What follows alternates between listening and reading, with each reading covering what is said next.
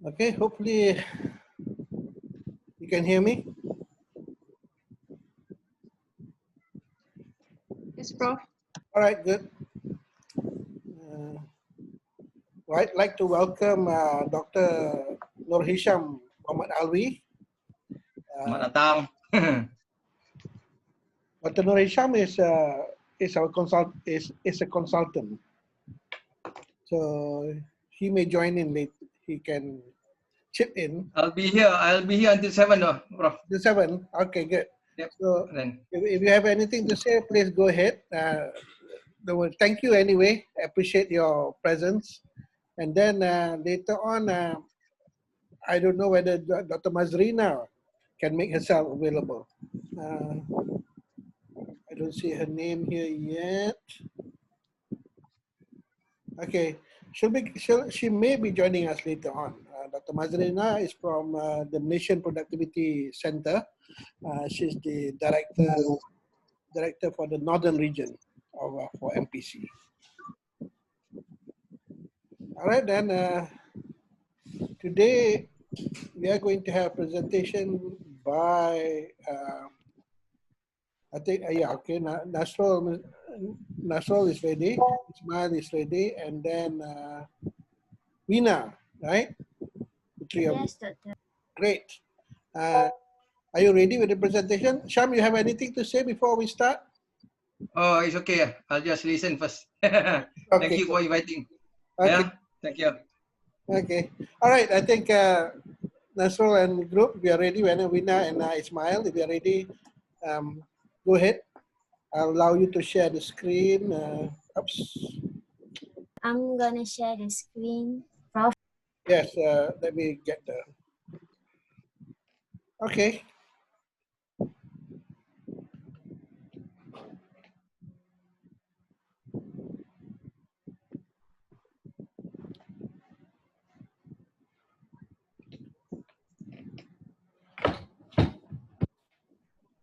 Okay, just go ahead whenever you're ready.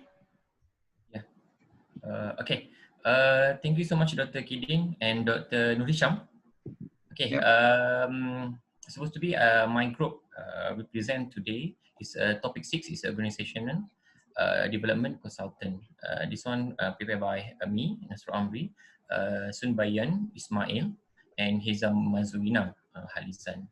Okay. And okay. Previous back to slide. Okay. Before we start to go to our session, okay, I want to ask your I think the click our members. Maybe the IT consultant is very familiar, quite familiar about I think if this I think we have attached and then work in the government sector, private sector, and then banking, everything. Okay, so I want to ask about one or two students or our member, our clique. What is consultant? If you know about the consultant, maybe we just familiar about consultant, and then what you know about consultant itself. Anybody can raise up any idea?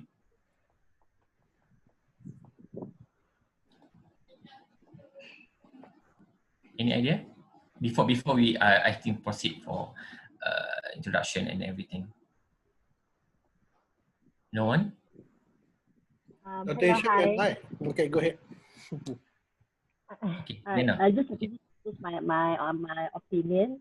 Consultation is someone who assists you throughout the process, to guide you, to advise and to guide you, basically. Okay. Okay. Good. Okay. One more. Any idea about a consultant?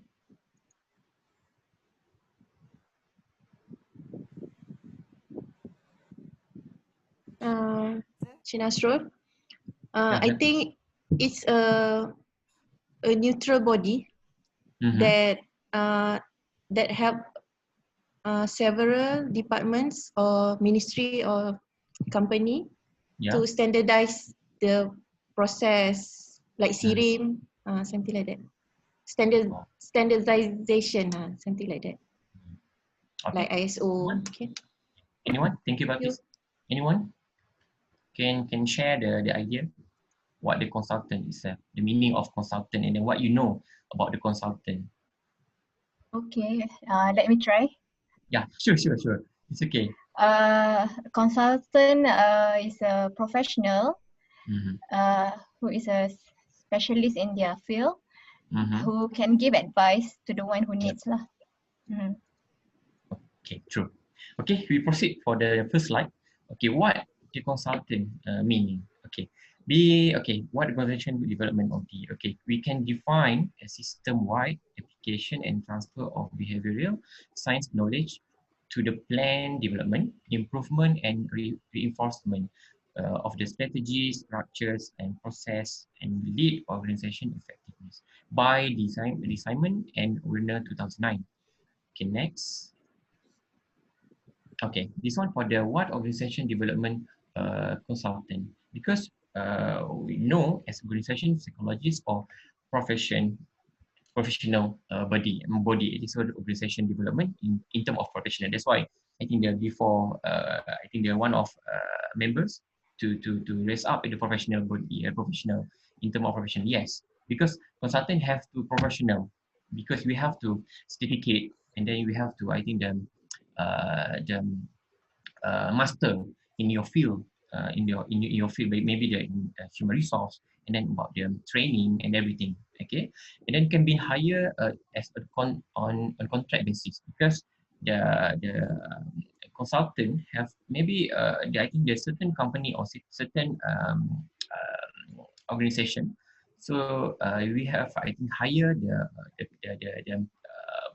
I think the consultant maybe 2 or 3 years for the long term, because not the short term, and then it's not the first. I think maybe the consultant have to come the company and then brief everything, and then that's all. No, because we have to I think the maintain the first year, second year, third year, because we're planning what I think the what we have to do the first year, and then second year, and then third year, what I think they're supposed to do about the I think the organization to change everything. Okay, and then third is those who can offer suggestions for improvement to top management. Okay, because that's why I think Dr. Kidin they mentioned before, I think the first, second week, third week in the class, and then the improvement to management, top management. So you have to issue that I think the ideas, and then we have to suggest the idea to top management to I think to get the I think the consultant to manage, and then to get idea improvement to organization. Okay, and then facilitate the process of change to enhance development and improve organizational performance. And then last is change agent. Okay, and then next. Okay, when we need to OD, organizational development consultant. Okay, and then to enhance vision and mission achievement, because because we know about the firm, about the uh, uh, public organization, and then the private organization have to mission and vision what they need to achievement.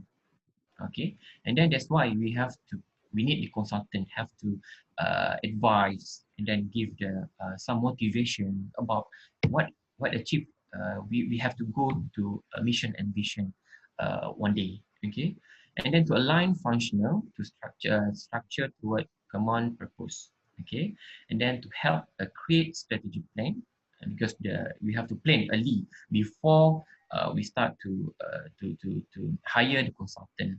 Okay, and then to increase organization and individual performance. Okay, because certain organization, and then in banking, because we have to pick up, and then focus on individual performance. It's not to I think the company, and then maybe the all staff not involved in staff, but individual performance. Maybe the certain I think the company or certain agency organization have to do the individual training, and then face to face.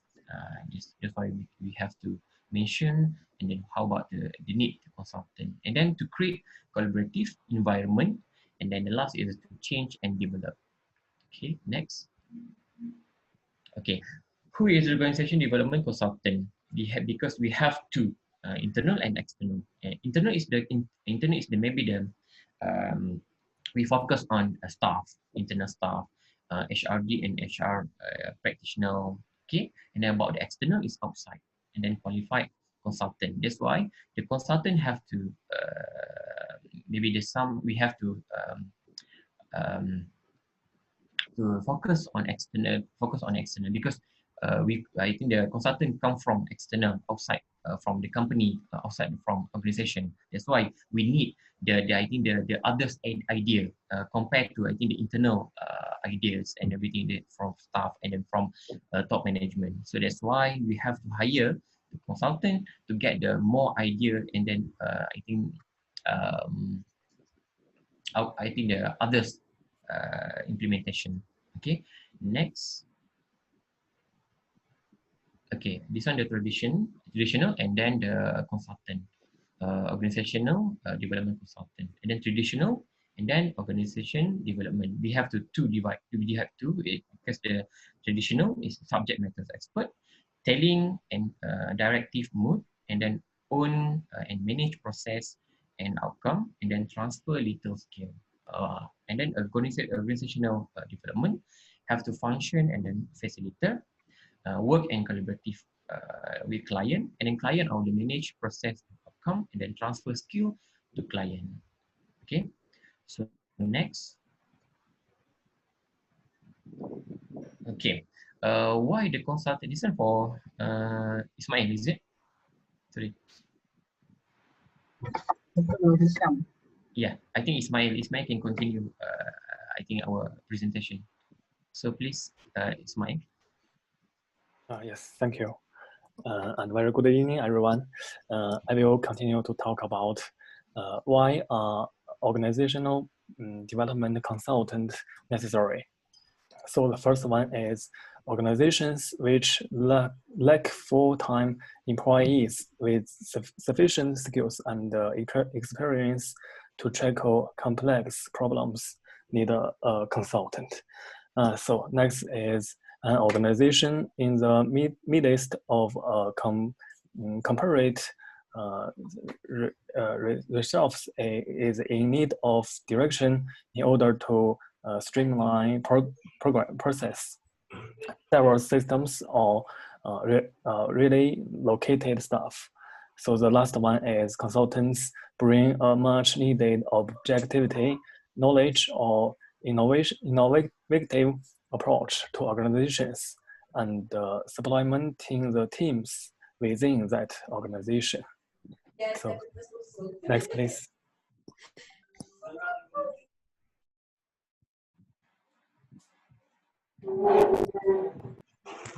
Lena, next slide, please.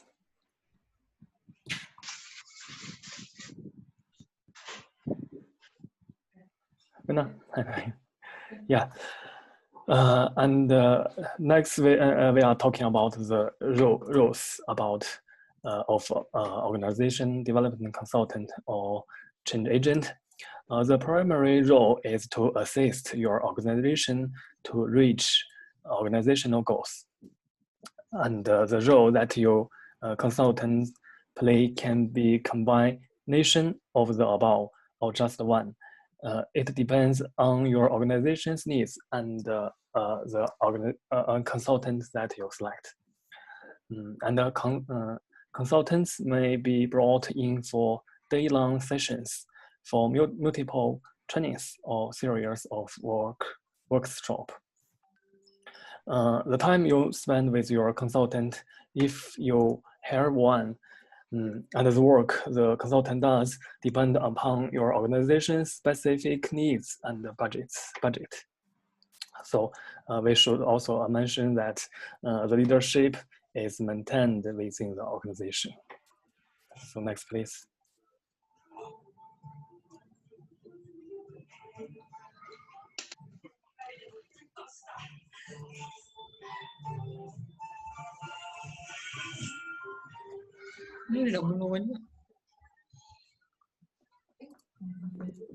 So let's talking about the OD intervention. So what is OD intervention? It's a structured activity performed for an organization by individuals or groups, such as consultant. It's based on a goal or objectives. So what is the purpose of organization development intervention is performance and productivity improvement. And the second is employee and organizational effectiveness. And the third one is to foster open communication, trust and confidence, and intra-group and inter-group relationships. So the last one is to encourage participative management. So next, please.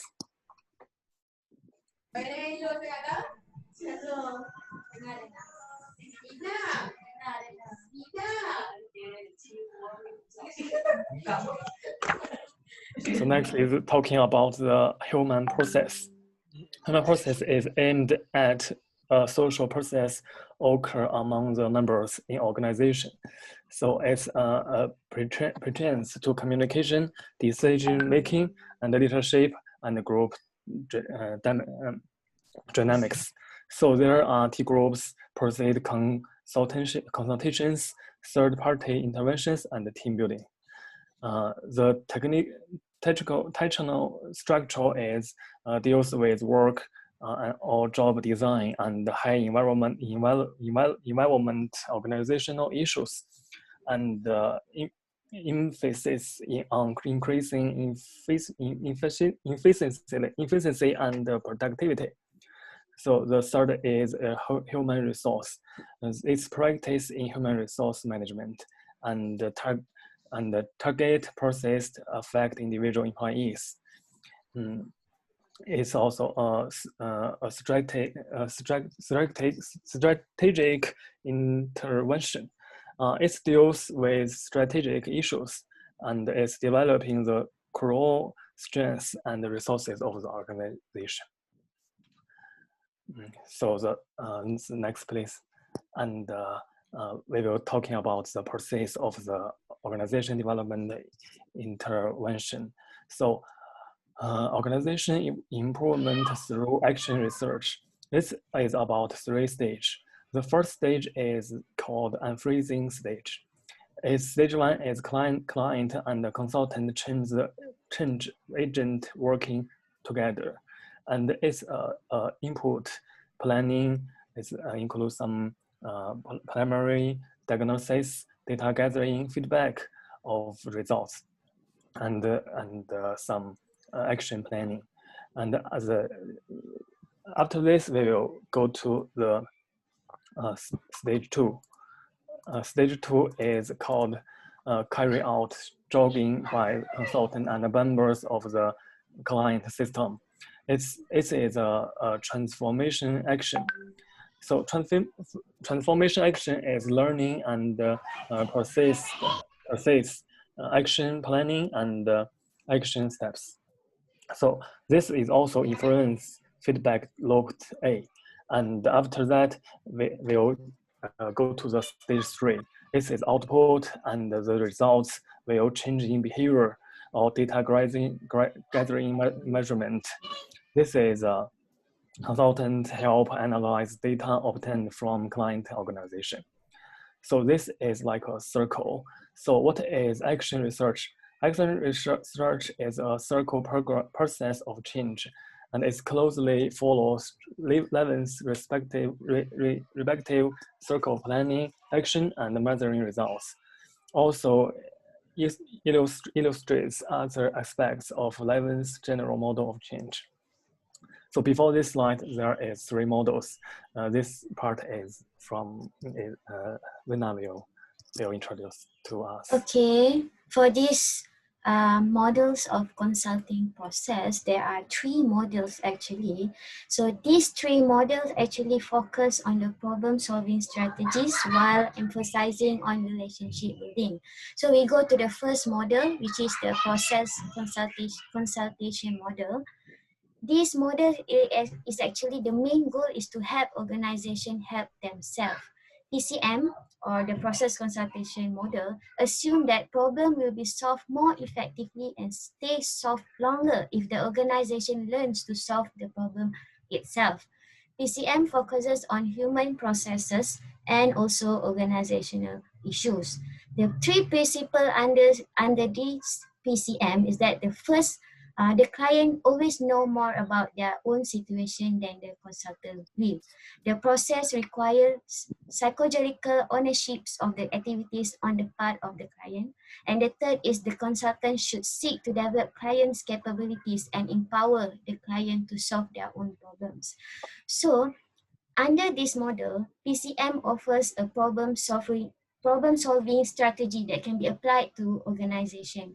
There are two phases under this strategy, which is the first one is finding a solution and the second one is implementing the solution. So the next model is by Peter Block.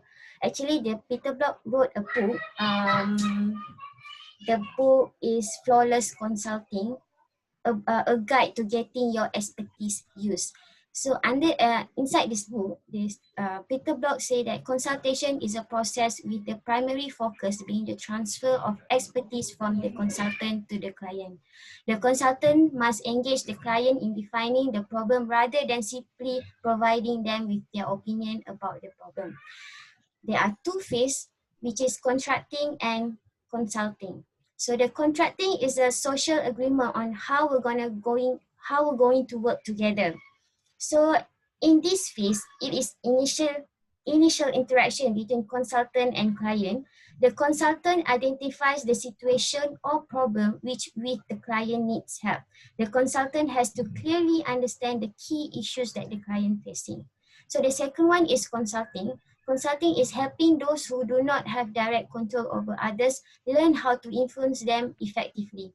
And the three goals for every consulting engagement is that the first one, establish a collaborative relationship to maximize the use of resources and model how to effectively solve problems. The second one is to ensure attention is given to both the problem to be solved and the relationships between members of the organization. The third one is the implementation of solutions should be related to the needs of the clients and the goal of the intervention. So the third model is that action research model by Kurt Lewins. So I'm sure you guys have heard this Kurt Lewins force field analysis model theory or Lewins change model.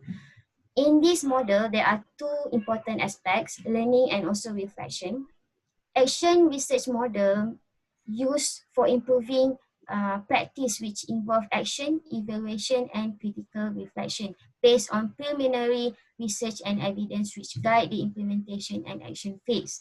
ARM goals is not only to solve problems, but to generate knowledge and help to achieve organizational transformation.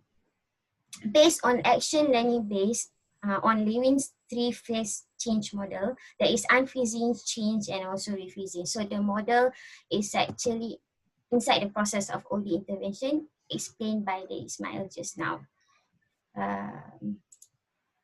Ismail, can you please proceed with this one?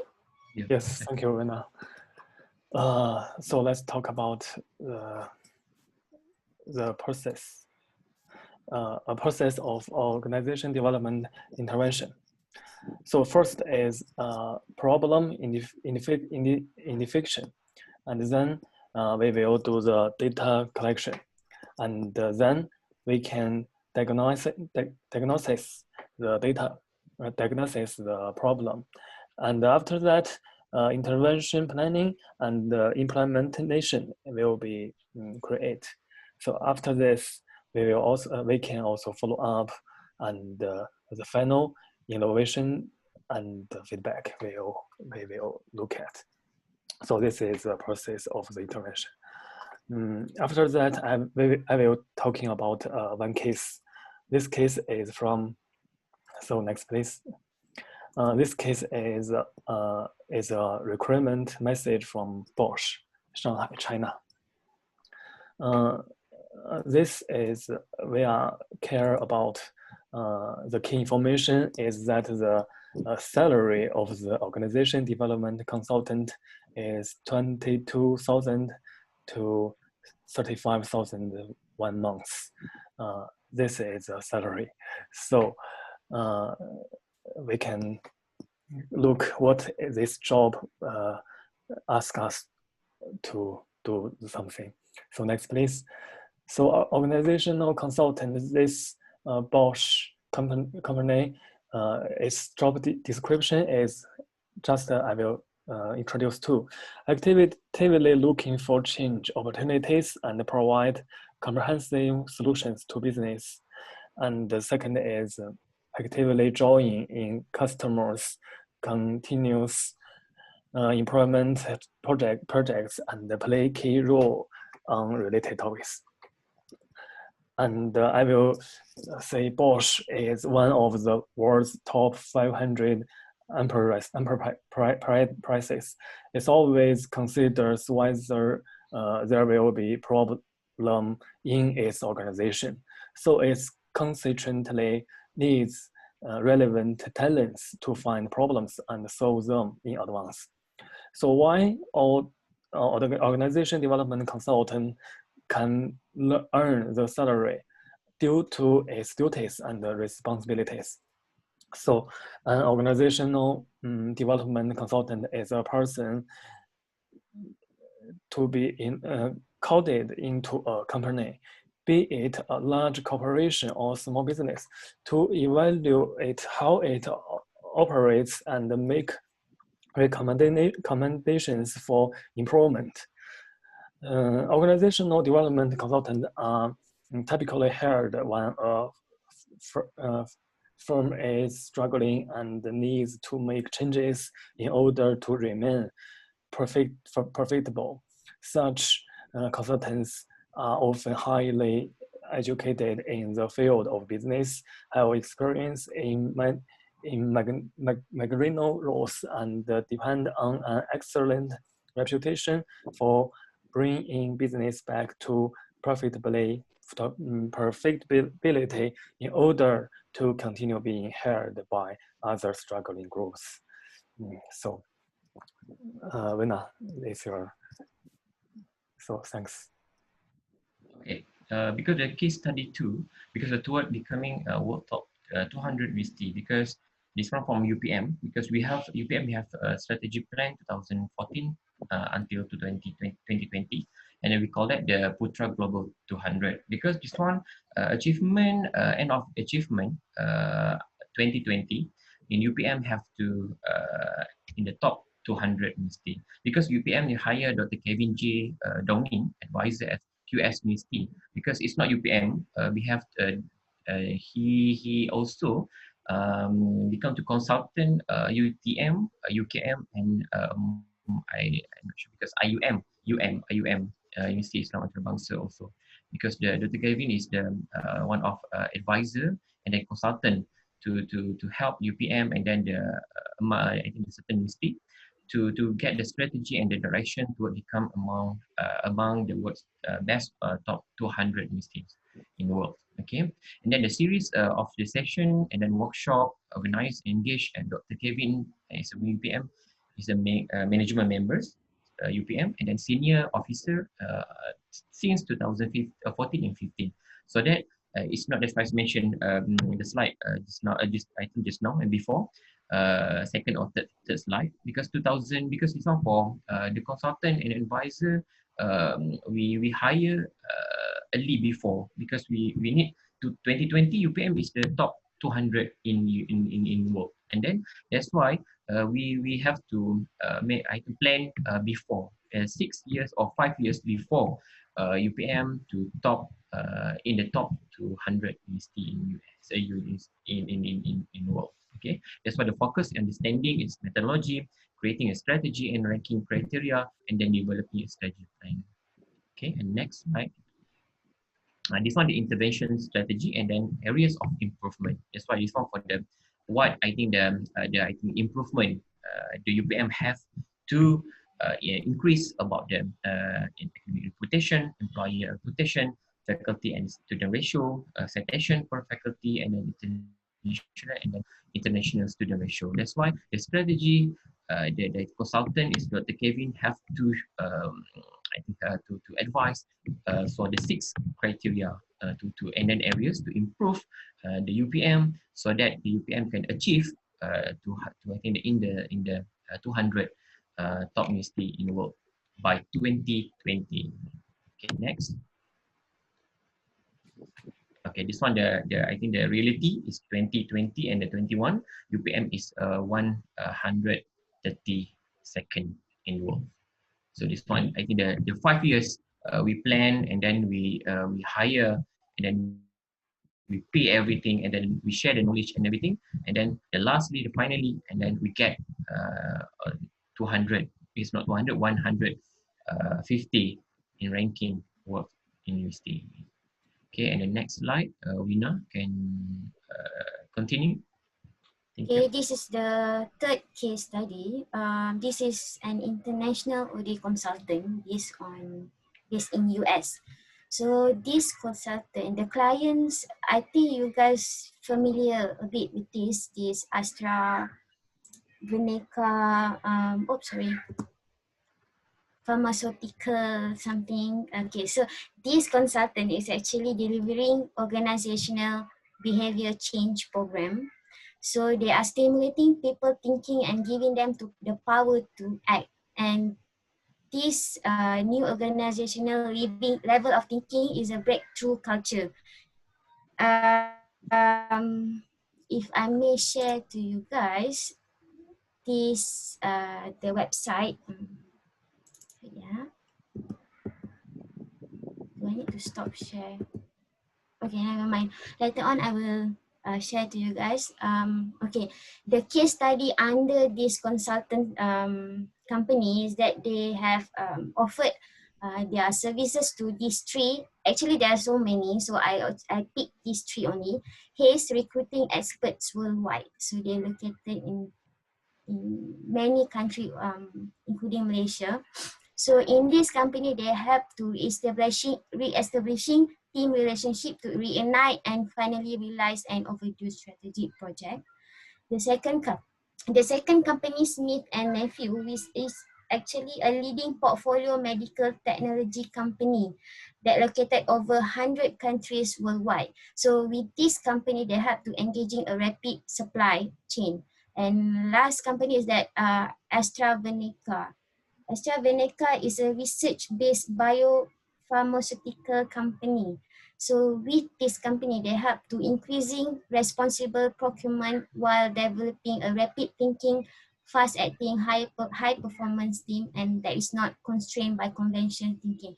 So basically, this consultant agency expertise in breakthrough culture, which understanding the creativity and how to increase it. They focus on the mindset of team member and changing perception and freeing the client's team member from constraint of the past that they can do extraordinary things they never thought possible. And this kind of breakthrough thinking is actually a shift from conventional thinking to breakthrough thinking. I will share to you guys later. This is the link to the website. Okay, so I will continue with the pros and cons of having organization development consultants. So the advantages, of course, consultants will give new idea. They will bring new ideas and ways of doing things, so changes can be made in an organization.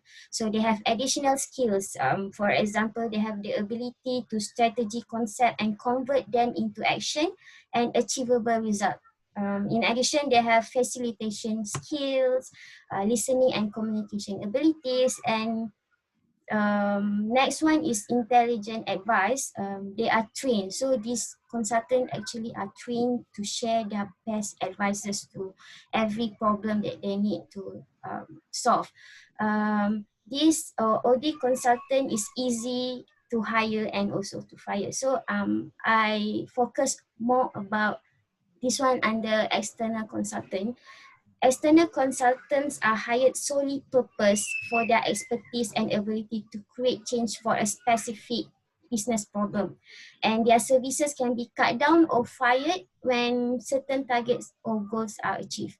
And OD consultants have outsiders perspective, which is they provide outsiders perspective to your undertaking, which can help you prevent a company from becoming too ignorant or uninterested in its thinking. One thing for sure, a consultant will change the way you think. They change the way you run your business and more on the lines of out of box thinking. The disadvantages for OD consultant is higher cost. So basically, we have to pay high fees to become a consultant. So of course, we need to pay a consultant to use their knowledge, to use their time, their effort. So that will cost a lot of money to hire them. Also, the disadvantage for consultant is limited knowledge of the organization. They don't know much about the organization itself, the hands-on procedure. And the third one is no idea on the procedure. As I said, the hands-on procedure. The final slides is the internal versus external OD consultant. The internal is that they are familiar with the organization. They know better about the organization. They establish relationship and trust with the within the organization. Internal consultant is low cost rather than hire external consultant. There are less risk of confidential information being leaked, and they have a greater accountability.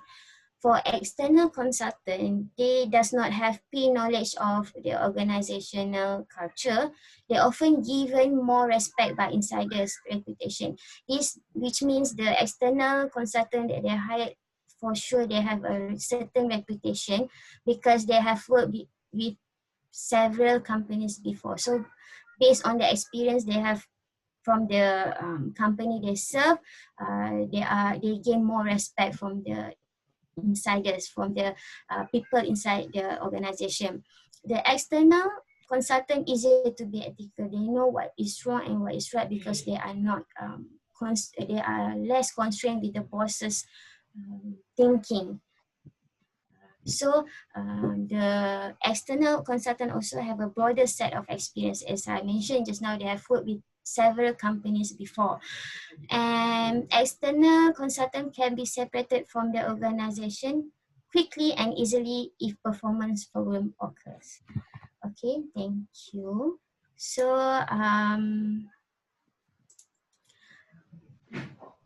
I'm going to share to you guys a video regarding consultations. It takes about 5 minutes for the first video and the second one is 1 minute. Hope you guys enjoy.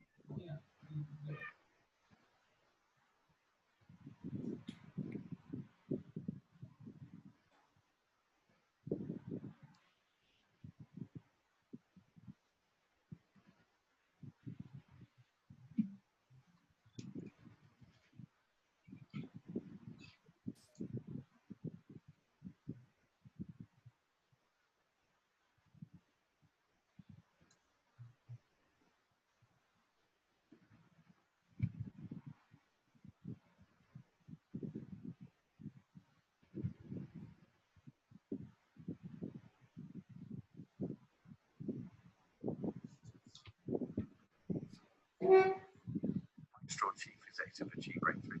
Cheap Breakthrough been going since 1985 and put simply in a nutshell. Mina cannot see anything. Yeah, we cannot see anything. We cannot see the video. Okay, sorry. I can share the video. Sorry, my fault.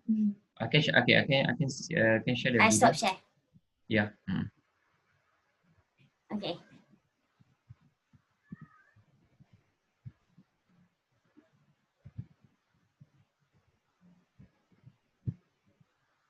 liberate the thinking organizations so that they can achieve previously. The essence of breakthrough thinking is not just a concept for an individual, it's a concept for an organization. So another way of looking at that is it's actually about how you can create a breakthrough organization. And there are four main points of a breakthrough organization. The first one is that they have a big ambition, they're prepared to stand for big ambition. The second one is they're very grounded in reality. So they're not blind to real reality, but they're prepared to really transform. The third aspect is that there is a major shift in level of empowerment, their ability to see themselves 100% responsible for everything happening around them. And the fourth bit that they get interaction quick, and that's really the essence of the work. So we get people ambitious, we get free of the history, we get them to really, really commit to see that they're 100% responsible. And then the last bit, that they develop themselves, so you end up with a learning organization that can flex and be agile to what's happening in the marketplace.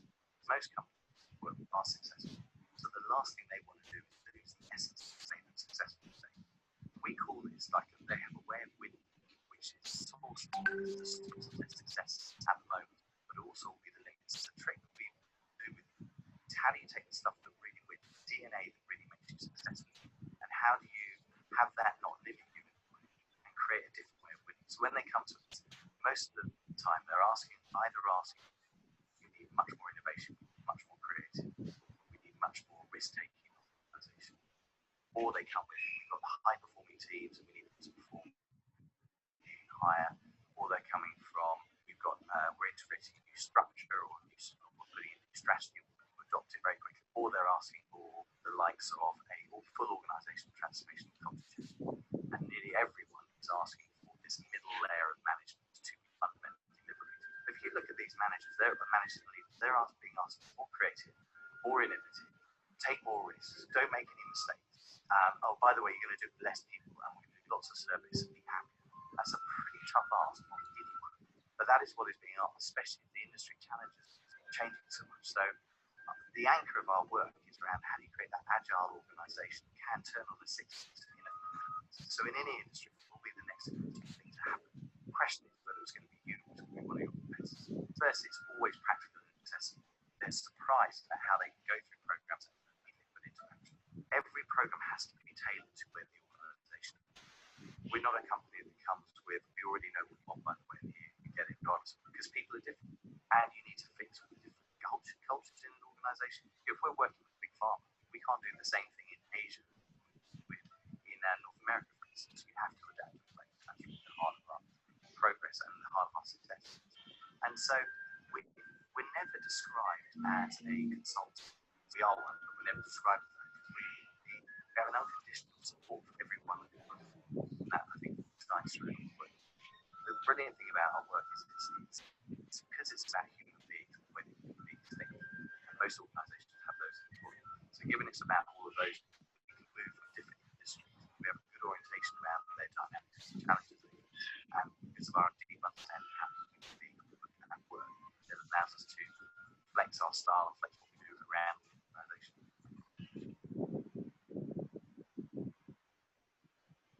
2 years ago, we set up a social enterprise and charity initiative. Its commitment is young people to engage 9 to 20 to have the most amazing life possible.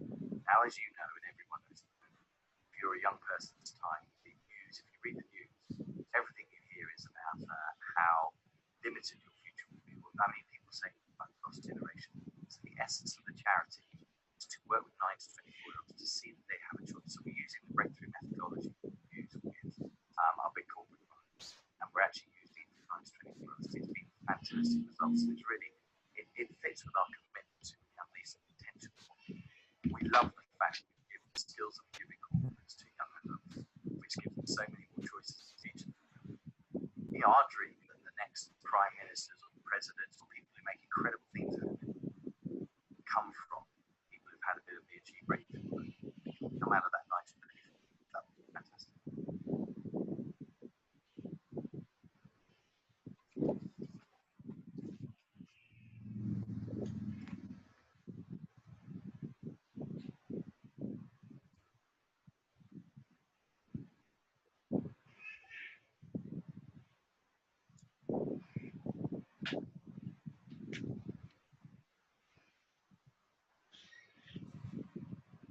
So I think that's all from our team and our group for group 6. Okay, back to Dr. Kidin. Thank you so much.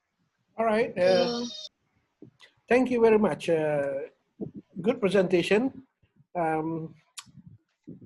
I'm going to invite Dr. Hisham to say a few things because he is a consultant himself. And I think he can give you an inside perspective on consultancy work. Dr. Hisham, if you just say a few words, if you will. Thank you. Okay. Bismillahirrahmanirrahim. Assalamualaikum warahmatullahi wabarakatuh. Everyone can hear me? Thumbs up if you can hear. Boleh dengar, Kidin? Okay, right. Thank you very much. Alright. First of all, I would say thank you very much to Dr. Hairuddin Idris for this invitation, and also for the invitation extended by Cik Nazrul. Yeah, we had a conversation this morning actually, inviting me to be part of this particular today's session. Yeah. So I'm Nur Hisham Haji Mama Alwi, and I believe congratulations to Nasrul, Ismail, and also Wina for the good presentation. These are the theoretical side of consulting. Yeah. So basically, I am Dr. Kidin's friend. We were together in our diploma time in 1978 in UPM Semanggo. Yeah. We began our career in the diploma agriculture, diploma pertanian at the point in time. And I graduated under his supervision. Yeah, he is also my supervisor, and I graduated under his supervision. Yeah, right. Of course, when we look at, I am also interested, very relevant to what Ismail has presented in terms of the whole process of consulting. Yeah, I am looking at the 3 stages of the entry, the process, and the results. Yeah.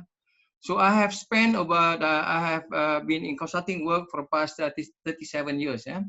I began my career as a HRD consultant, or what we call training consultant. I only focus on delivery of programs and so on. Yeah. But the last 5 years, I have been concentrating on a different mode of consulting. So I have mastered in 2 areas. One of the area that I'm sure that you are familiar is on good regulatory practices, GRP. Yeah? GRP, and I am a consultant to 10 different states in the country. Yeah, so GRP is good regulatory practice. A consultant that reviews regulations, yeah, within the states, yeah, into the states. And the other one that I am doing currently is consulting on the use of what we call Malaysia Business Excellence Framework. I believe you can see Malaysia is terbalik. This is the framework that I'm doing. This is kalau nampak lah. It's called Malaysian Business Excellence Framework. Yeah. So I'm doing at the moment consulting work for MPC. I am also a retiree from Malaysia Productivity Corporation, and also an associate consultant for MPC. Currently, MPC is one of the largest company that engages around 1,000 OD consultants, yeah, external OD consultant in a very diverse job, from productivity, quality, ISO, entrepreneurship, yeah. But I am more into the business excellence of the organization. So when we talk about business excellence organization, based on the BE, yeah, based on the Malaysian Business Excellence Framework, what we do is when we are appointed by MPC, of course, the companies will request to be part of what we call Malaysia Productivity Blueprint programs under SME program. That is a scheme, productivity enhancement schemes under Malaysia Productivity Blueprint. So when we were appointed with that, I would only pick, yeah, there are many areas for us to do consulting. There are areas in digitalization, there are areas in ISO, there are areas in 5S, there are areas in lean management, and the other area is on business excellence. Okay.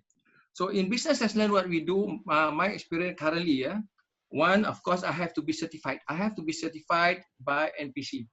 For that, I have attended a 3-day program with MPC, and then we did a few live audits with a few companies to make sure that I am familiar with the instrument. Apart from that, I was also certified by American Society of Quality, and there will be another 4-day training program. So in order for me to be able to do consulting in the areas of BE, I have to be certified by MPC, the ownership of this particular framework, And I have also to be certified by the American Society of Quality. That is the Malcolm Borish. It is something that is being integrated. For the GRP consulting atau good regulatory practice, so I have attended. I have attended and being assessed, but based on the most prominent consultants in the world on regulation, that is Scott Jacob from US, and I was also sent to London School of Economics by NPC to be certified as a person who understands regulatory reforms. Yeah, so that is the prerequisite. Of course, other than that, I have my other academics qualification to support that, and my 37 years of experience in the field of consulting. All right, just to from the practical side of it, let me share with you of how we do the consulting work based on the business excellence framework. Of course, one, we will be appointed by MPC. We will be given a letter of award and the time frame for us to conduct this, plus the costing. Of course, consulting work, it varies. As Wina say, it can be very expensive. It can also very, it can be very just average. Yeah. So I am a person not on the higher scale. I am on the between low and medium. Yeah. Okay. Right. So based on the letter appointment, we will do engagement. The first thing that we will do engagement will be to meet the top management of that particular establishment or enterprise or companies. Yeah. So my last visit was in Sungai Buloh, a company that works on automotive. Yeah. So we had engagement with the top 3 of the owners of the particular setup. So based on that engagement, we get to know them and they agree with us. We will give up a plan. We will share with them our Gantt chart. Our Gantt chart, what we intend to do in this particular appointment, it will just only a 6-month consulting work. 6-month consulting work. But then I have to be able, the first part of the consulting work is to do what they call a pre-assessment. The pre-assessment that I will use what they call the MBEF, Malaysia Business Excellence Framework Instrument, to assess the company. They can assess, they can be self-assessment or can be facilitated assessment. So based on what we have accessed, I will compute the scores. There is a scoring, there's a spreadsheet that I will compute. Based on that, they will give us the diagnosis. The diagnosis, of course, in the MBEF, there are 7 areas that we will look into. One, we will look at the leadership qualities within the organization. Second element we have to be able to diagnose will be on the strategic planning and strategic deployment of that particular company. Thirdly, we are looking at how effective and how well are they in information gathering or market intelligence and knowledge management. Criteria number 4, based on the instrument, is how good are they with customer engagement and customer intelligence. Yeah. For the 5th element that we will measure the company's performance is on workforce in terms of well-being of the workforce, in terms of succession planning of the workforce, in terms of development of the workforce. That is criteria number 5. Criteria number 6, we have to look at the process. We look at the process, for example, what kind of processes, what kind of standards, what kind of certification. So we will assess. And finally will be the results. The result will be based on the balanced scorecards. Yeah. So based on this instrument, we will assess and we have a score from 0 to 5. So then we will have a score. That score will be computed into what we call organizational profiling. So the score, what we will concentrate will be the scores that will raise the red flag. Means to say, there are scores who will be in green zone, orange zone, yellow zone, and the red zone. So based on the scoring, we will look at the red zone. Okay. So based on that one, we will submit to the management what is called organizational profiling. And then we suggest the areas for us to improve based on the assessment. Okay.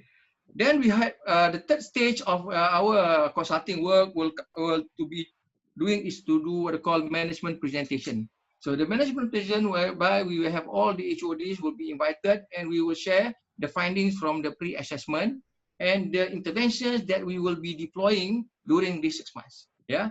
So the interventions, as being mentioned by the team just now, it can be behavioral modification, it can be structural interventions, it can be technological interventions, or it can be a combination of structural techno intervention. That is what the 3 phases are. Okay. Then, of course, we will then come up with the intervention. In normal circumstances, we will start to do what we call training. Yeah. Of course, human capital development, whereby we look at the process of learning transfer. Yeah. So in the event that they have low scores will be in the strategic elements, we will look at the SEs of the strategic planning and what will be the new outlook, the new look of the strategic plans. Okay. So we will come up with a workshop, we will do training and so on, and we come up with the strategic plans. All right. Then if there are any other areas, for example, they are lacking in customer engagement, they are poor on the scores of CRM or CSR or CSI, customer satisfaction index, corporate social responsibility or CRM. So we will focus another intervention for that. Yeah. So we have to look at that. If it is poor on the process, then we with the process we go with a different approach of process. Okay, that's one. Then based on that, before we do implementation, it's important for us to do 3 elements. One is to make sure that whatever intervention we propose has to be communicated with the people that is being affected by the intervention, right? Then of course we approach normally in a very because it's a 6-month program, we approach with A3 thinking method. A3 thinking method. Yeah. So if you look at A3 thinking method, is something that Ismail has highlighted or Nasrul has highlighted. It is based on UMW or Toyota approach of problem solving. It will be an A3 and comprising of 10 elements. It begins with the strategic themes. We look at the problem statement, the cause and effect, the implementation part of it, the implementation, the standardization, the target, things like that, the tangible benefits, and so on. Yeah. So I believe most of us are familiar with ICC, innovative and critical, but this kind of action research is being put into NA3 paper. Yeah. Right. So we do that. Of course, we will. I will make sure I have a Gantt chart. I have a time frame. Once we have identified the problem and the target, and then we come every 2 weeks or every 1 month as a grid point to look the progress of that particular interventions. We have to do that. Yeah. Okay. Then after it is, we will try to look at a 90-day victory project. It means to say, because 6 months, we are looking at a victory project or a 90-day victory project. 90-day victory project means say month 1, month 2, and month 3, they must be able to achieve that target. Yeah. That is why one of the things that we look in the use of MBEF, we use what they call LETCI. That is LETCI is where we will try to look at the results. The result is based on, of course, the 3 months we are looking at the levels of performance. L refers to levels of performance of achievement based on target of month 1, month 2, and month 3. Yeah. So based on month 1, month 2, and 3, we have to look and study the trends. The trends. Normally, we are looking at upward trends. If you are looking at sales, it's upward trends. You are looking at rejects, it will be downward trends. Yeah. So it depends. So we can also incorporate based on what they call ECCR intervention or RICE intervention.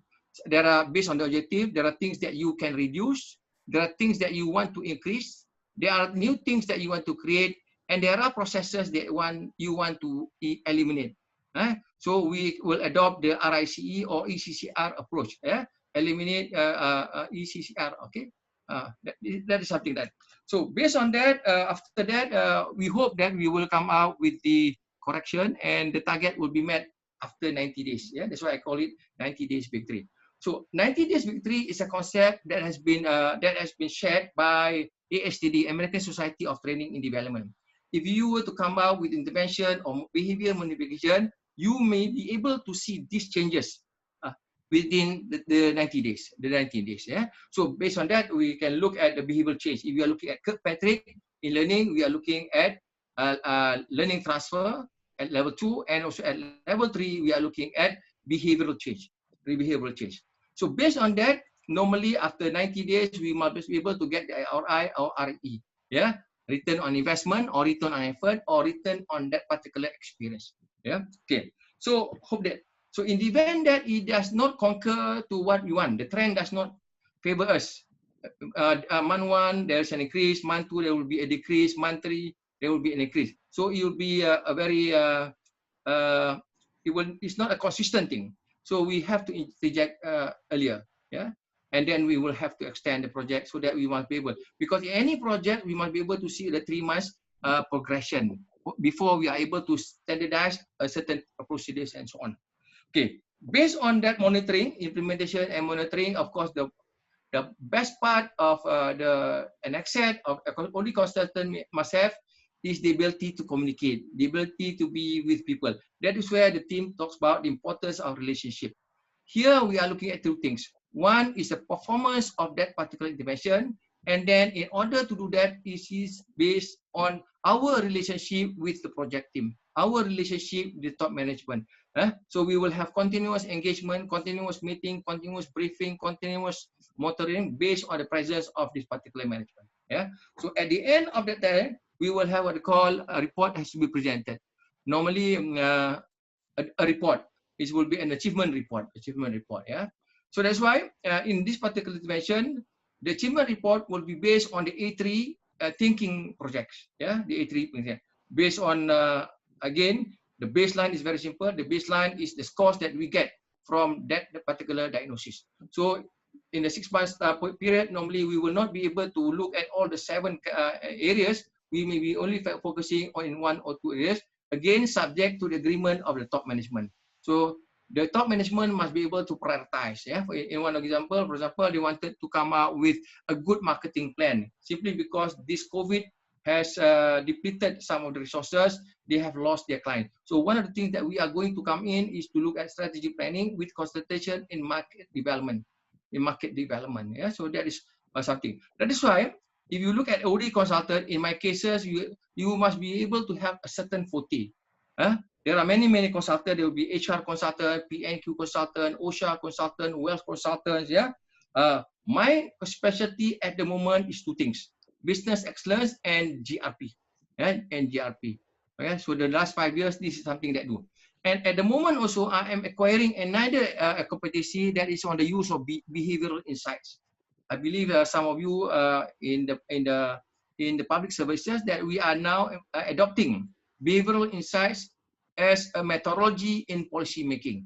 So I'm trying to learn, and I have been coached by OECD on the use of BI, which is not as easy as the other 2 approaches. Because it requires data gathering, it requires statistical analysis, and so on. Yeah. So that is where. So based on the model that has been presented, the phase 1, phase 2, phase 3. The phase 1, of course, the entry, the diagnosis and the entry. The second phase is the intervention itself and the outcome. Yeah? It will be looking at the output and the outcome from that particular intervention. So this is what we do in real practice. We must be able to give certain favorable answers. The hardest part of consulting is on restructuring. Organizational structuring, whereby we got to restructure the organization, or whereby we have to move people around, or at times we have to make sure we introduce MNS or VHS. So these are the things that if it hurts people, I will not venture through. Yeah, so I'm more of the intangible part, intangible consulting rather than the tangible consulting. It means to say very non-physical things rather than the physical things. Yeah, so that is one area. I believe that if you want to look at this, you just click with MPC. MPC has what I call Malaysia Business Affiliate Network. You understand better on the use of this particular month and how the scoring are and how the indicators are and what kind of interventions you will be doing. Yeah, right. But the basis of consulting, that is based on LUIN, based on PCM, whatever the foresting, is all very relevant. Yeah. But as I said, we are as a consultant, we do not master one particular exam, one particular area. In my case, for example, in terms of training, I do more than 80 subjects, 80 different subjects. I certify myself as ISO consultant, BE consultant, GRP consultant, yeah, BI consultant, many areas. But we have to pay in order to be certified. So what the consultant brings to the organization will be the wealth of experience, because you have been visiting many organizations, you have been producing interventions with multiple international companies and so on. In my case, I have been with Petronas, I have been with Shell, I have been with Proton, I have been with Panasonic, yeah, and I have been with 17 ministries and agencies in Malaysia, for example, yeah, and I have consulted with 10 different states in the country itself. So on that note, I will bring in that kind of tacit knowledge in my consulting work, yeah. Of course, we have to work in teams because we will be able to complement each other, yeah. Especially when the appointment is with team, you will work as team. But if the appointment is just you and the organization, you will have to work with you and in the project team of the particular organization. But at the end of the day, we look at results, yeah. We look at results. So the results may be if it is a profit making, you have to look at the sales turnover. You must be able to look at the financial results. You mean to say, and then looking at learning and growth and so on. Yeah. So that that is my little bit of insight of my experience currently looking at 4 different companies, one in Kuching, one in Sungai Buloh, and 2 in Kelantan. Yeah. So at the moment, I think they have abide and they follow my suggestions. Even one company during this COVID, they have able to extend and they open up a branch in Glen Mary. Yeah. Because they are tapping into a new market. So you mean to say, as a consultant, you have to know marketing, you have to know finance. At the same time, you know HR, P&Q, and social media. So you will have a very diverse. So we are looking at consultant with 2 things. One, they have the expert power. The other one, a consultant with good relationship skills or networking skills. Only then we are able to survive as in the past, because your referrals will be based on the word of mouth. Your referrals will be based on testimonies of what you have done in the past, and you must be able to show that kind of results. All right, Dr. Kidin. All right, thank you. Thank you very much, Dr. Hisham. It's nice having you here, especially on a rush basis. I think Dr. Mazrina is also here. Dr. Mazrina is the director for the northern region for the Malaysian Productivity Center, right? And I think Dr. Hisham has also mentioned about working with MPC and being certified as an MPC consultant. So I would like to just have Dr. Mazrina come on board for a while to say just a few things. I'm sorry that I have to put you on the spot. I think I invited Dr. Mazrina at the last minute, and she was very kind enough to accept my invitation to be here with you all. So give a very warm welcome to Dr. Mazrina. Dr. Mazrina. Hello, and good afternoon. Good afternoon. Can you see me? Yes. Oh, okay, good evening. Okay, can you see me? Boleh, Dr. Rina. Nampak. Sorry, I'm rarely use this Zoom. Usually we use Google Meets kan. Okay. And I'm using my handphone. Okay. So just for a while, I suppose. I know you can't be long. Dr. Mazrina is actually in Penang, of course, and it's nice to have her. How's things at MPC in Penang during this MCO? Okay, in Penang, we are doing well because, you know, we are still busy at the moment because Kedah and Perlis is under northern region. They are in the green zone. Only Perak and Penang in the red zone. So we're still working as usual for Perlis and Kedah. I see. A lot of projects there. I think the Perlis, I think, is quite busy right now. They're going to open Segenting Kera. I think they're preparing for that. Yeah, and Perlis, they have a lot of projects there, especially transformation towards digital. So they call us Perlis Go Digital, and with project with MPC, we call Perlis Productive, Perlis Go Digital. So in northern region, we have a project with all the state government. So in every state government, like Penang Productive, Perak Productive, Perlis Productive, and Kedah Productive. Why we call it Negeri Productive or State Productive? Because all the initiatives to ensure that the state, they are productive enough and they can increase their revenue better than previously. So might be some of you don't know about MPC. Can I just a little bit explain about MPC? MPC is Malaysia Productivity Corporation actually, bukan center. It's not Sorry, center. yeah, corporation. All right. And then corporatized. MPC is an agency under Ministry of International Trade and Industry. We have different branches for each region. We have southern, northern, eastern, and Sabah Sarawak. And our HQ in Petaling Jaya.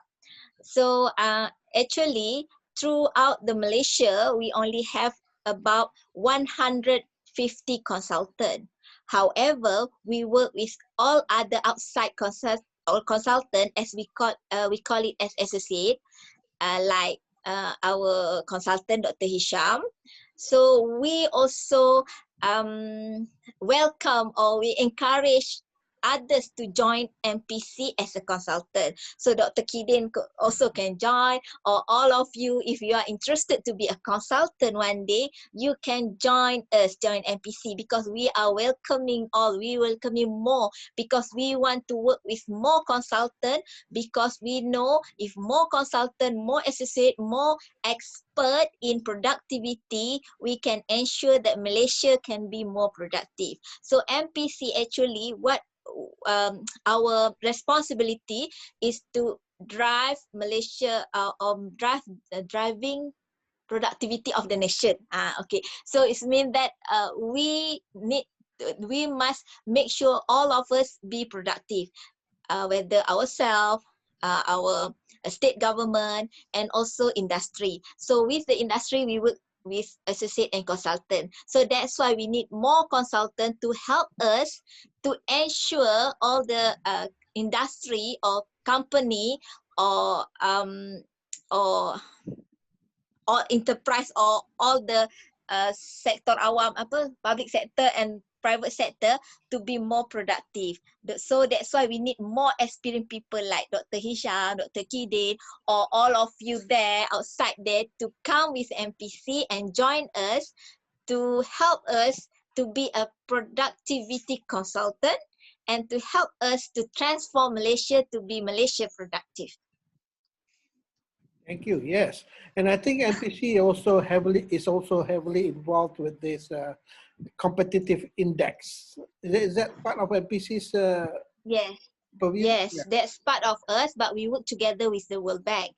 But what is the more important, what MPC doing now, is to review back all the regulation, especially in government sector or government agency, to ensure ease of doing business.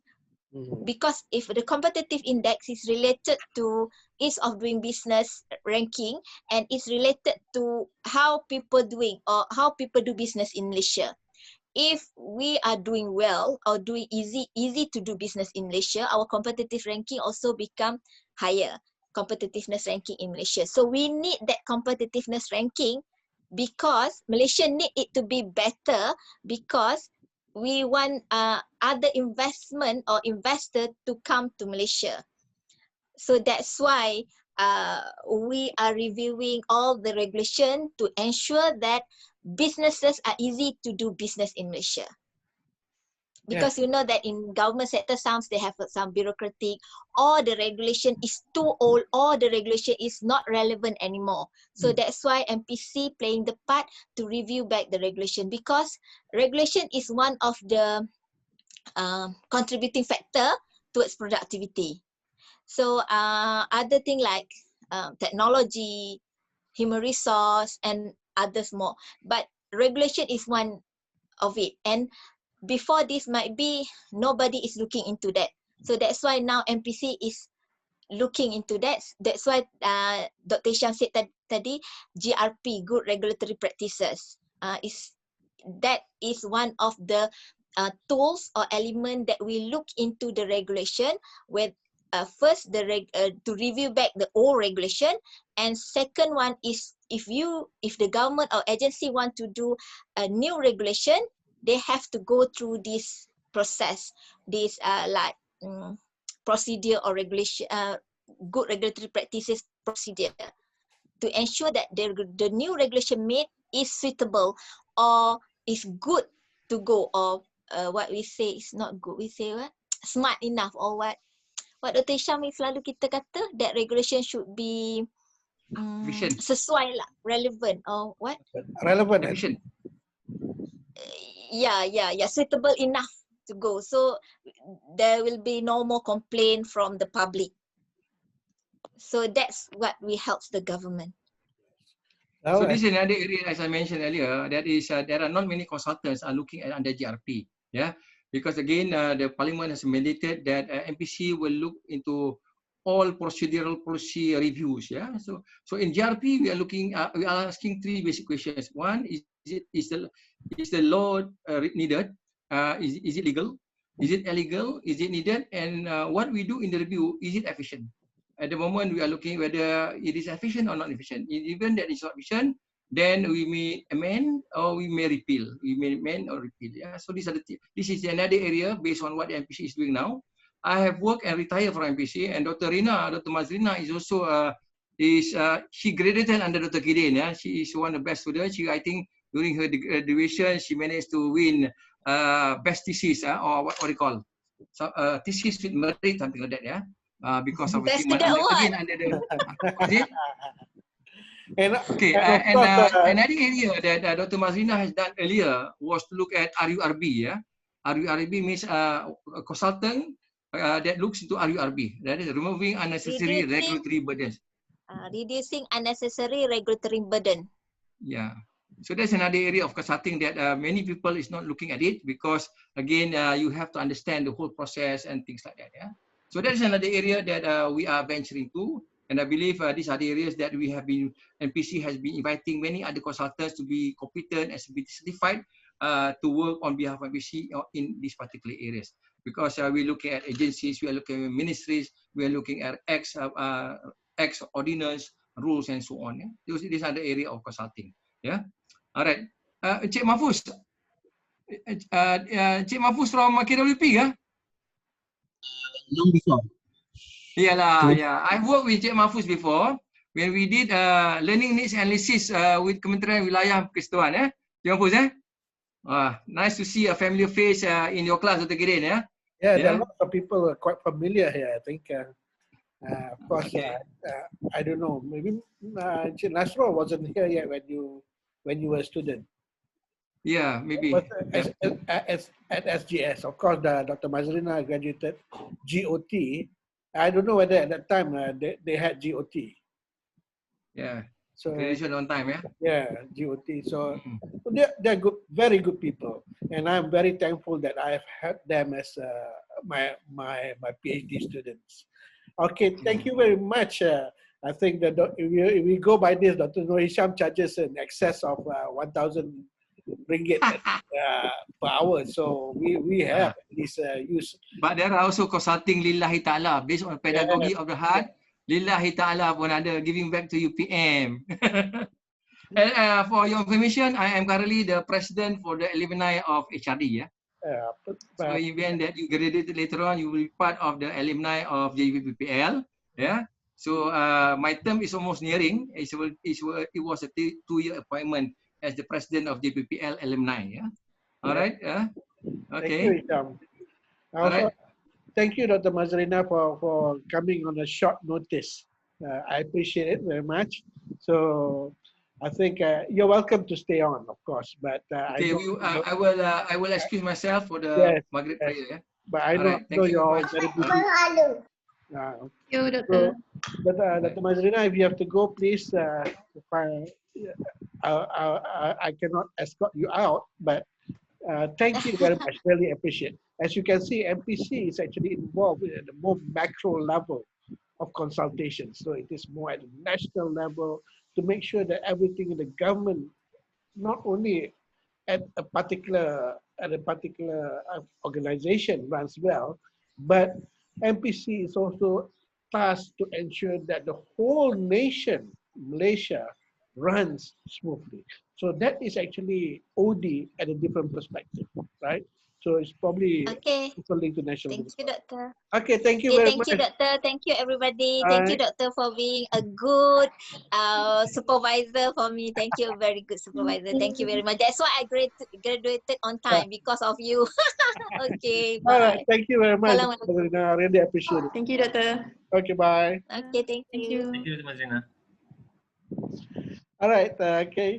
I think that was a very, very good, I suppose, input from two people who are quite extensively involved in consultancy. I think finally, just let me share with you briefly probably some perspectives on consultancy at a more global level, where we actually see big consultants firms that actually operate as being consultants to many countries and many organizations. I want to share with you just uh,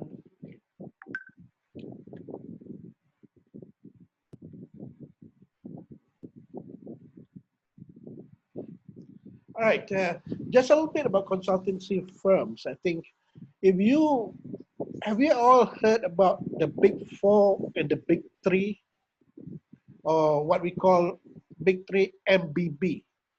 It all began, I suppose, when we talk about consultancy, it all began from accountancy and auditing, where last time I think we had the big eight, and then it became the big five, and then now it's the big four. The big four because Arthur Anderson was, I suppose, stopped being a consultant, the auditing firm, because of their role with Enron. So when we talk about auditing firms, I think these are the biggest, and they are called the big four, right?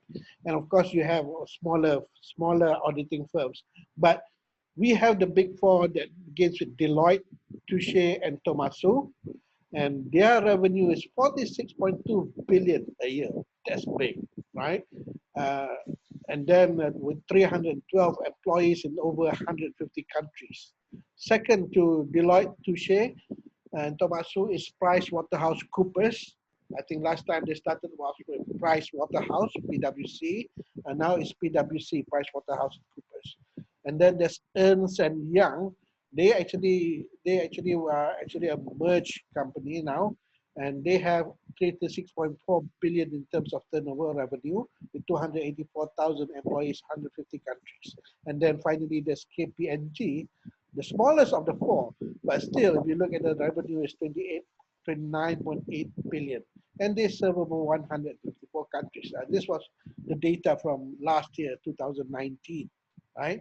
And I will later on explain why auditing firms have a very strong presence when we talk about management consulting, right? And organization development consulting. The next one, when we look at, let me just change to, all right? This is now what we call the big three, or what normally people would say as MBB. These are the three big management consulting companies. Compared to the auditing companies, of course, their revenue is very much smaller. And in terms of employees, I think they have only about a tenth of employees that are working for the big four auditing firms. But they operate in also quite a number of countries. The biggest, of course, is McKinsey and Company. McKinsey and Company also is the oldest because it was established in 1926. So it is around for almost 100 years already, 94 to be exact. But they have done quite a lot, and I think McKinsey and Company is one of the biggest, and I believe one of the best paying consultant companies. So it's quite difficult to get into MBB, but if you are hired at MBB, I think the basic salary starts at 80,000 per year, and that's just salary, basic salary, 80,000, and of course you make up all the other allowances and so on. 80,000, and of course, and I think they have a 20% increment a year. So it is a very good paying company which people seek to become an employee at McKinsey and Company, right? And then there's also the Boston Consulting Group, or what they call BCG. And BCG is much more smaller, although the presence is also very strong in terms of management consulting. And finally, there's Bain and Company. Bain and Company, actually, Bill Bain was at Boston Consulting Group, and he left, I think, in 1973, if I'm not mistaken, to form Bain and Company. And both these two, Boston Consulting and Bain and Company, have their headquarters in Boston. McKinsey doesn't have a headquarters. It just has offices all throughout the world, and very big companies, and these are very well known. Right? McKinsey, they are very well known as being a very long service established firm, and I think a very reputable firm. Boston Consulting Group is very strong in their methodology, so they have, I think, some good methodology in diagnosing and also in implementing change programs in organizations. Bain and Company, I think, yes, also a very good company, but it is also known among the big three as the best employer, because I think there's much more work-life balance if you are working for Bain and Company. All these three companies are very well known simply because they have the experience, and they have extensive experience over many organizations, many corporations, and many countries. So what they have is a very strong database, right? And that's why they are well known, they have the tools, and they have the experience, and they have the expertise in helping companies to perform better. And in fact, a study, at least they claim that if they were to do a consultant, although it's very expensive to hire them, but they can generally guarantee that any company that engage them as consultants usually would get a return of about 10 times what they pay for the consultancy, at least 10 times in terms of returns or ROIs.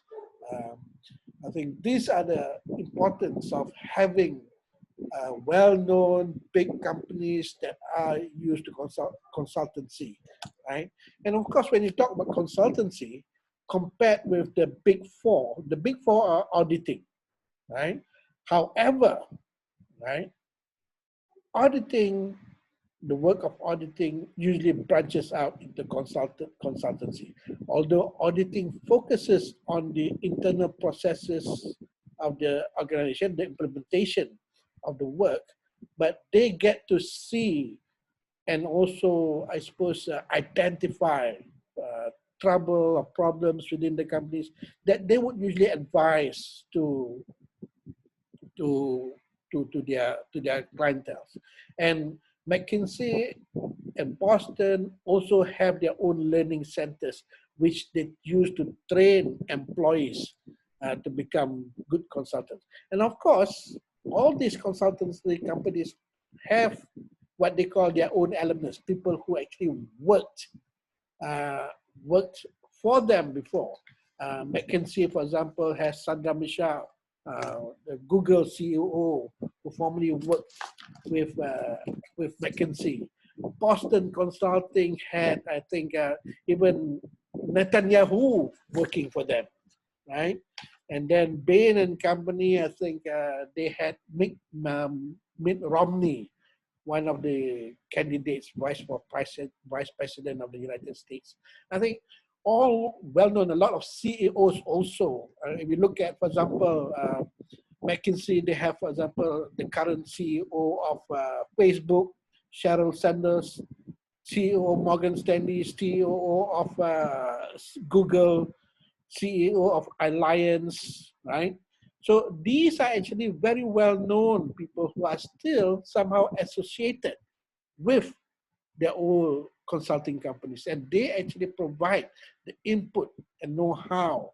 Yeah, Dr. Hisham just now mentioned about basic knowledge. That's what consultants build in them.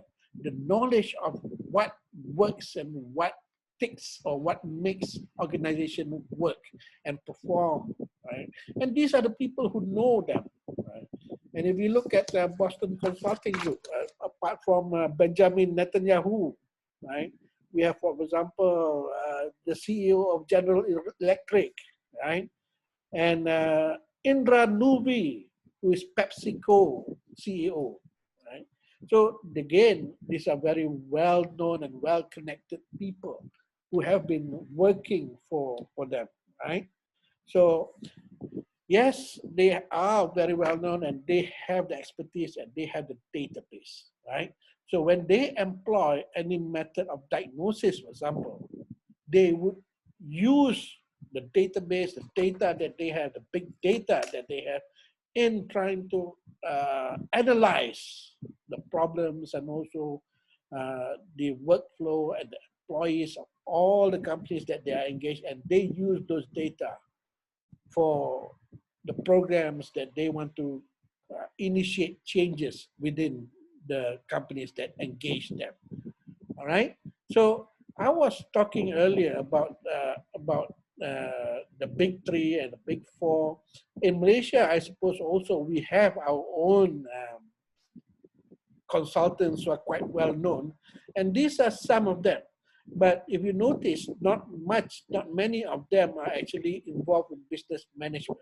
They are more involved in the processes of especially in the technical part of the organization, providing technical services, primarily looking into the Internet of Things, IoT, looking into systems integration, looking into training and consult. I suppose that is also part of a big income for a lot of consultancy companies, such as the training. But if you look at most of these companies, they all look into the processes, right? But when we talk about consultancy in the big companies, not only the big three, but other companies, one other important aspect is looking into the strategic purposes. Like, for example, UPM engage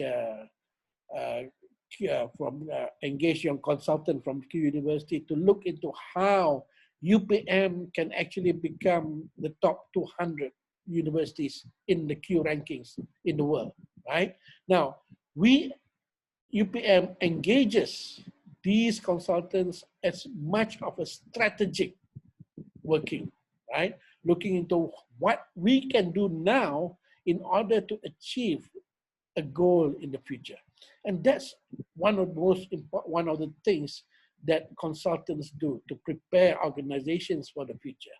So two things, right? One, to look into the processes and the technical part of the organization. And number two is to look at the external influence, right? So that the organization can anticipate and prepare for a future. And this is much more of a strategic initiative, right? So there's the technical part of the organization or the company, and there's also the strategic initiative that consultants can actually contribute towards organizations. And looking at all these are some of the companies that are quite, I suppose, big in Malaysia. But if you notice, most of them are actually involved in a more internal implementation process of the organization, right? I mentioned just now the link between the big four, right, and management consultants. And I also mentioned Arthur Anderson, which has been actually dissolved because of their role with Enron, if you can recall. That was way back in 2001 when Enron was actually indicted and also found guilty of mismanagement, of wrongdoings in business, especially in not disclosing because they are a public company and they did not disclose some of their investments that actually were big failures. And Arthur Andersen, as the auditing firm, was involved because they actually destroyed the documents and as such was obstructing justice, right? And they got into trouble with that. And as such, Arthur Andersen had to be dissolved. They closed shop. And hence, from a big five auditing companies in the world, there remain only now the big four, right? And that was, actually Arthur Andersen was quite instrumental in auditing. Of course, I think they were not, I suppose, as early as McKinsey, but I think they started off in 1920, if I'm not mistaken, 1926 also, Arthur Andersen. But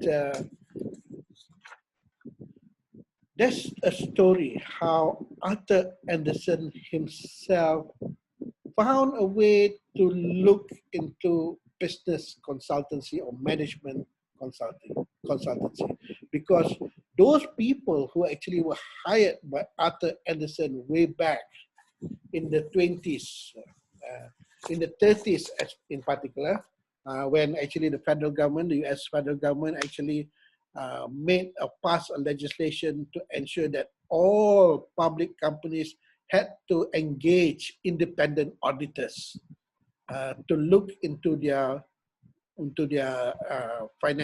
financial statements, right? And as such, under Arthur Andersen's business grew that time in the 30s when that legislation came out. And Arthur Andersen, when he hired people, right?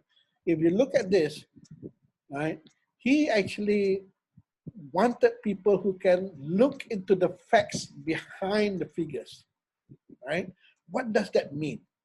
Now, as an auditor, as an accountant, what accountants normally do would to verify financial statements. That is their main work, right? As bookkeepers, to look into accounts, whether those accounts are actually true, and audit those accounts to ensure that they portray the right scenario or right health of the organization. But for Arthur Andersen, he does not just look at the figures. He wants his people, his consultants, the consultants working under him, to be able to analyze and understand what gives those figures. If, for example, an organization is spending too much money, right? Too much funds is being leaked in a particular area, then Arthur Andersen would want the consultant to be able to identify why is there a leakage, right? For example, if there appear to be too much raw material going to waste, right?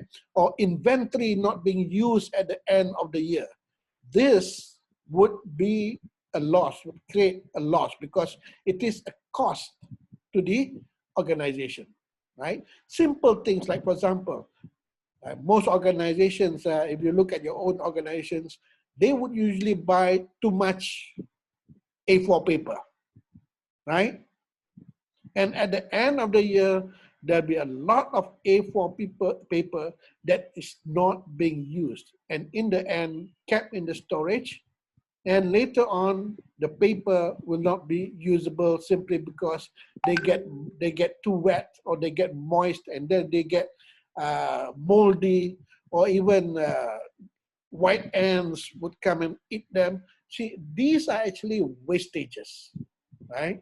And Arthur Andersen wants all his consultants to be able to understand the business part of it so that they are able to analyze the flow of money.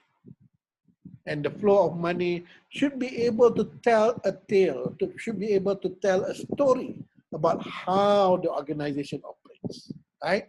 In the beginning, Arthur Andersen himself saw all this, right? When he saw all this, he provided advice. Now, you're using too much funds in this and you are wasting. There's a lot of wastage here. Or maybe you have duplicating services that could be consolidated so that you would spend less money on remuneration here and there, right? So Arthur Andersen, in the beginning, just gave free advice. And after a while, he realized that his advice was actually saving money, right? Reducing costs for the organization. And as a result, the organization was able to profit from his advice. And then he started to think, hey, wait, I just cannot give him advice. I can actually make money and charge for this advice. So understanding the business was actually very forthcoming to Arthur Andersen. And as such, I think at that time, Andersen, apart from Andersen Auditing, Arthur Andersen, which was the auditing firm, also formed Andersen Consulting. So there were two branches. One was the branch that did all the auditing, and the other branch was actually doing all the management consulting work. And in fact, the management consulting work was actually bringing in more revenue for Arthur Andersen. And the consultants who were doing consultancy, management consultant, actually realized this. But they did not have the power as such because most of the work was still being controlled by the auditors. The auditors were the ones that decided what information would be passed on to the consultants, for example, right? And as such, in 1980, if I'm not mistaken, somewhere in 1980, Andersen Consulting broke off with Arthur Andersen, the auditing firm. So now Arthur Andersen, the Andersen Consulting, became in itself Accenture. And as such, Accenture still survives to this day, providing business management practices, right? So this is what Andersen believed that auditors should be. They cannot just remain a technician, right? Because they have to be able to understand beyond what they do. And I think that is very useful also in general for most workers. You just cannot look at the technical aspect, but go beyond the technical aspect to understand behind, to understand what those figures that you deal with means. How did those figures come about, right? And what is wrong with those figures? So a lot of analysis is also required for you to be able to understand the workings of the organization. And I think this is what leadership is all about, right?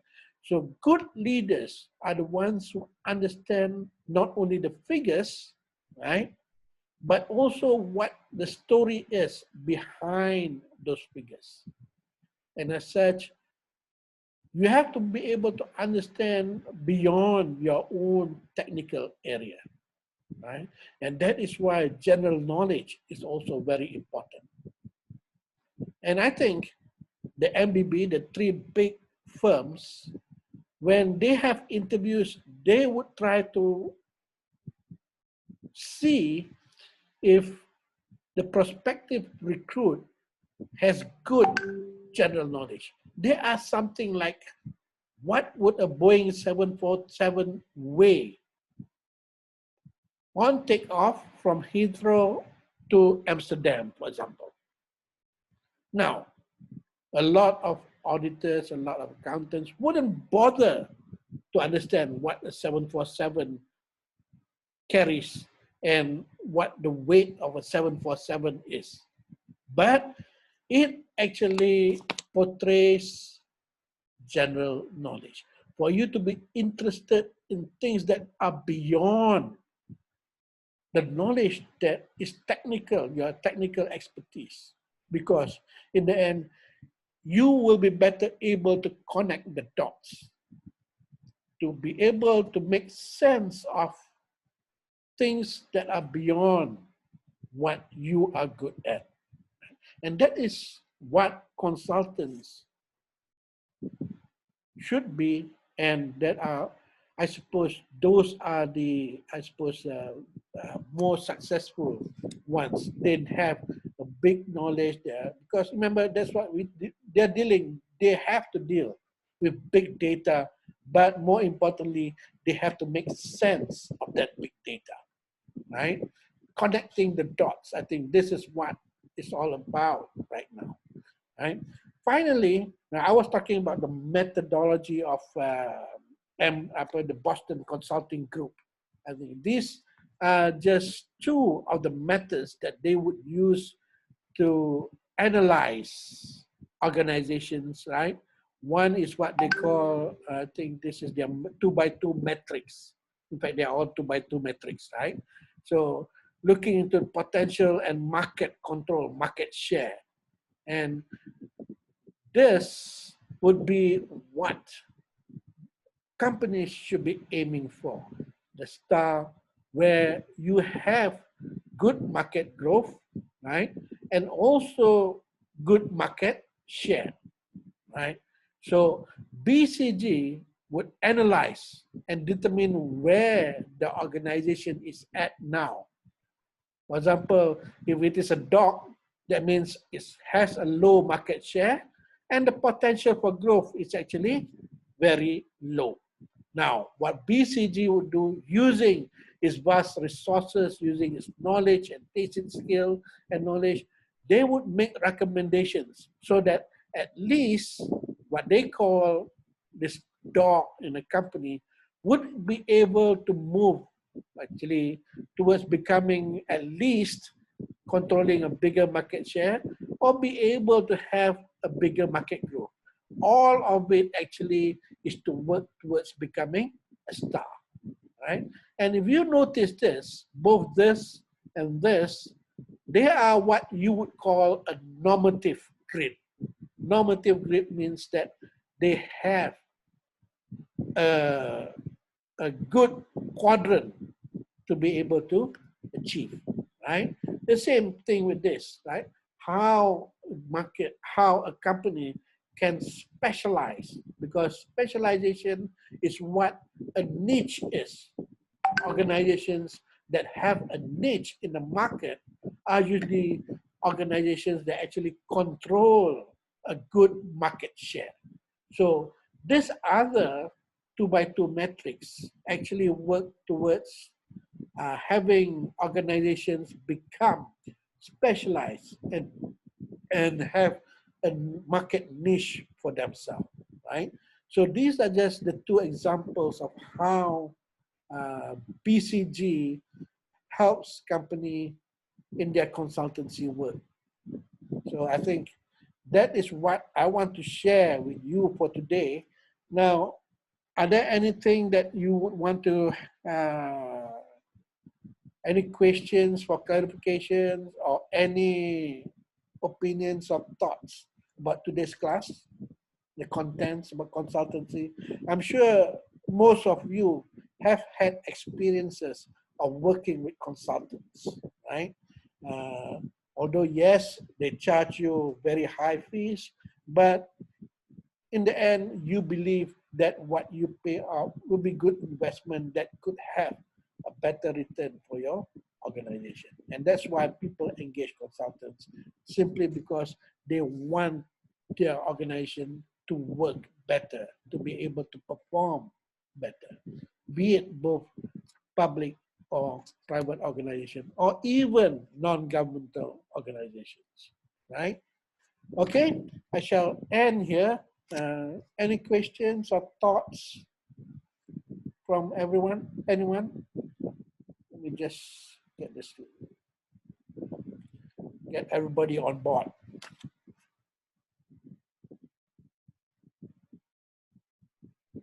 Oops. Any thoughts? Any questions?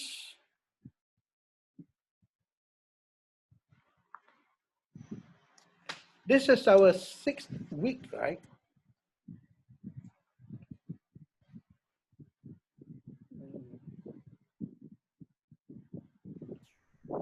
Yeah, you're taking in 6. 6, right? So next week will Yeah, be topic 6. the last week before we have a break, right? Semester break still on. Week 6. Next week, week 7. We are looking at the organization development process. So again, I think looking into the more, I suppose, details of OD in a sense, especially in terms of the programs and so on, what needs to be done. So this would be probably an extension of looking into the consultant's work and what can be done, right? So next week, we are going to have Rusnida, Wan Nuliana, and Hafiz himself, right? So are you comfortable with what you need to do? All right. So if that's done, anything else that we need to sort out before we end today's class?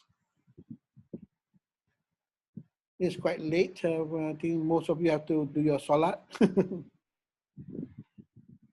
Any thoughts?